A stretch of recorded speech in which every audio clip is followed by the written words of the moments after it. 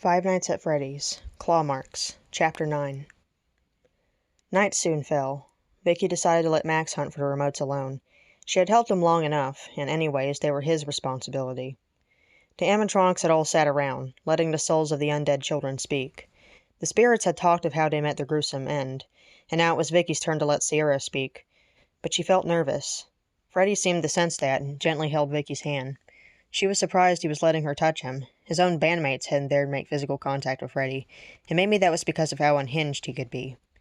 Yet now, the child soul possessing Freddy spoke with hers, telling it things of reassurance and hope. For the first time, Sierra felt peace, but the vengeance she felt still remained.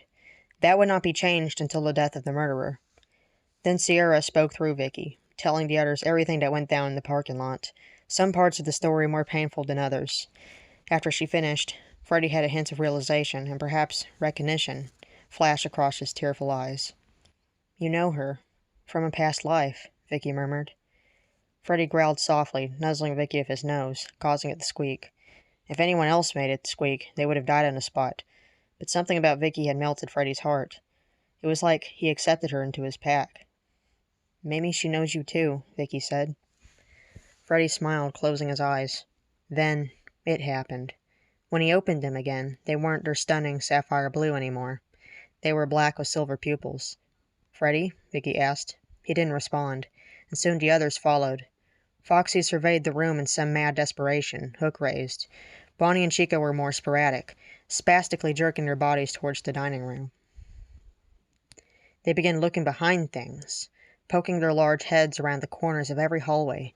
They were hunting Max. Freddy laughed deeply and looked for the security guard as well. Vicky wanted to snap Freddy out of it, but she also had to save Max. Thankfully, she found him before the others did. "They're coming to get you," she frantically whispered. "We need to hide you now." Max looked horrified, glancing around. "What do you suggest we do?" Vicky stared up at the vent above them. "I've got an idea, but you're not going to like it," she said. Max replied, "As long as I live through it, do what you gotta do." Vicky lifted him into her arms. "Hang on as well as you're able," she ordered. "And don't scream. Bite into my shoulder if you must." Max clung for dear life around Vicky's torso, which was pretty hard with a broken arm. Vicky stalked to the end of the hallway, then took off like a bullet, springing up like a panther to grab hold of the vent's edges. The force of the jump rattled Max's nerves, and pain exploded through his arm. He stifled a scream of agony, burying his face in Vicky's fur, as she scrambled up into the air shaft. Vicky growled, then started to crawl through the dark vents. The sound of her claws striking the metal was quite loud, to say the least. "Won't they hear us, Vicky?" Max whispered. Vicky said, "Chances are they'll assume I'm looking for you, too." About every 10 to 15 feet, Vicky would stop and appear to be listening for something. Then she'd continue her noisy journey towards who knew what. "Okay, 2 more questions," Max said. "Where are we going, and when did you lose your fear of the dark?" Vicky looked annoyed, but she responded, "You'll see when we get there. Also, Freddy helped me overcome my fears.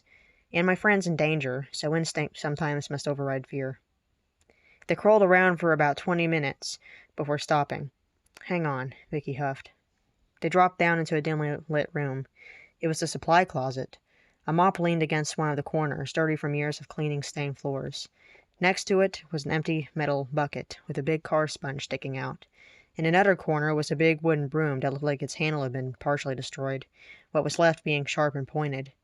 Before Max could ask why Vicky had brought him here, she spun him to face her. Oil had appeared around her eye sockets. "I think I've wasted enough time with you already." The hybrid struck Max on the head, and he blacked out. Tommy looked around the vacant pizzeria. Nate, Harry, and Warren had accompanied him to make sure he didn't chicken out. Mrs. May wouldn't question their disappearance until 11 a.m. the next morning, and by then the deed would be done. Harry grinned.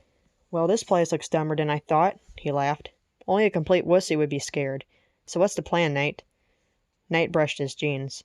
"We guard the exit and make sure Drumstick Boy doesn't run home to his mama." "Oh, wait, he doesn't have one." The bullies all snickered. Then Warren shoved Tommy forward. "Well, go on, then. Find a nice, comfortable spot to lay down and suck your thumb." Max sighed and shuffled off into the darkness. Luckily, there was enough light left to see the dimly lit dining area. Tommy looked around at the shiny party hats lining the tables. Confetti brought a splash of color to the white cloths. Tommy looked on stage, expecting to see the animatronics there, but they were missing. "That's odd," he murmured to himself. The child decided to explore a bit. After all, he was never brought here before, and this was probably the only chance he'd get. Tommy looked at the tiled floor and the children's drawings as he walked down one of the halls. He felt an uneasy sense of dread well up within him. "There's nothing to be afraid of," he told himself firmly. He had seen advertisements on TV about Freddy Fazbear's Pizza, but he knew Mrs. May would never let him come here. Not just because of the bad rep, but also since all the other children would want to, too. Tommy stopped in his tracks upon seeing a dark figure looming at the end of the hallway. It must be a security guard, he thought. Maybe the guard would take him back to the orphanage without Nate hassling him. Sure, Mrs. May would go off on the lot of them, but at least Nate would get what he deserved. Tommy got closer, thinking about speaking up, then stopped. It was much too tall to be a person, 8 feet in height. It even seemed to have the ears of a rabbit. Tommy felt the air sucked out of his lungs. He gasped, stumbling backwards. His shoes squealed, drawing the animatronic's attention. Bonnie turned around, his reddish-pink eyes meeting Tommy's. The giant robot just stood there. "Bonnie?" Tommy asked. The rabbit suddenly twitched, eyes turning silver, and he started striding towards the boy in powerful stomps. Tommy whirled around and took off back in the direction of the dining area. He probably would have dove under the first table he came across, if not for the large animatronic chicken next to it, who flipped it like a toy. There was Chica. Hoping she wouldn't notice him, Tommy pressed his body to an opposite wall and slipped slowly past. Bonnie stormed in, snarling. Chica warbled at him, and he warbled back. They both snapped their heads in Tommy's direction. "Oh no," he thought wildly. "I must escape." Warm breath tickled the back of Tommy's neck. He turned, coming face to face with Freddy Fazbear. The bear's eyes shone down on the boy like neon signs, and he boomed a deep laugh. Tommy tumbled away before Freddy's arms could close on him. Hyperventilating, he ran into the next area, a kitchen of sorts. It was even darker in here. Tommy's heart pounded in his ears. He tried to quiet himself since he was breathing too loud, but to no avail. His throat had gone dry, and chill bumps began to form all up and down his arms. He wanted to go warn Nate and the others about the animatronics, but then would they actually believe him? They'd probably laugh it off until they saw for themselves, and that might be too late. A soft, feminine voice made him jump. "Can I help you?" In a shaky voice, Tommy replied, "Who's there?" A pair of glowing eyes appeared, one brown, one green. "Don't be afraid," the voice said. "I'm not going to hurt you." The boy whimpered, backing into the wall as the eyes got closer. "I don't like the dark either, and I'm dreadfully sorry if my friends scared you. They just want to have a little fun around here, that's all." As unnerved as Tommy felt, he managed to ask, "Who are you?" The voice replied, "My name is Vicky. What's yours?" Tommy reached out with his hand. The speaker felt metallic and furry. My name is Tommy," he stammered. This was unreal. "You're an animatronic." Vicky chuckled. "Of course I am," she said. "But I just wanted to say hi, is all. I must say, Tommy, it's awfully late to be here at Freddy's. In fact, one of the rules here is to leave before dark." The animatronic seemed to sense Tommy's fear, because she stooped down to where she was eye level with him. Tommy gasped, "Please don't hurt me." Vicky cradled him. "I'm not going to hurt you," she purred. "Just relax and let all the stress melt away." Tommy felt an overwhelming sense of calmness overtake him. He felt sleepy all of a sudden, shutting his eyes a few times. Much to his horror, he felt more like he was being drugged or hypnotized, rather than simply going into a natural state of rest. Just before he fell into a deep, warm sleep, Vicky whispered in his ear, "Because I'm going to kill you." William Athens stuffed the remotes into every pocket in his pants, then surveyed his available weapons, a double-barreled shotgun and a small hatchet. He took the gun this time and hid the hatchet away. Will carefully found the thin crack that was the secret doorway from the safe room, and used his fingertips to pry the thing open.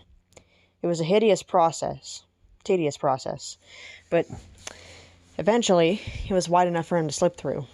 After scanning the area for animatronics, he glanced back at the spring-lock suits once more before leaving the room. Athens slowly proceeded with caution. Despite how well things were going in his plan, he was still a target for his own creations. As Will entered the dining area, he heard a loud clang above him. He jumped, stepping back as Vicky emerged carrying a young boy on her back. Athens smiled, chuckling darkly. "Atta girl," he said, taking the child from the animatronic. Vicky snarled. "I smell more." Will leaned forward. "Get them," he murmured. With a growl, Vicky took off in the direction of the pizzeria's entrance. "It's all falling into place," Will said, brandishing his gun. "Tommy didn't stir."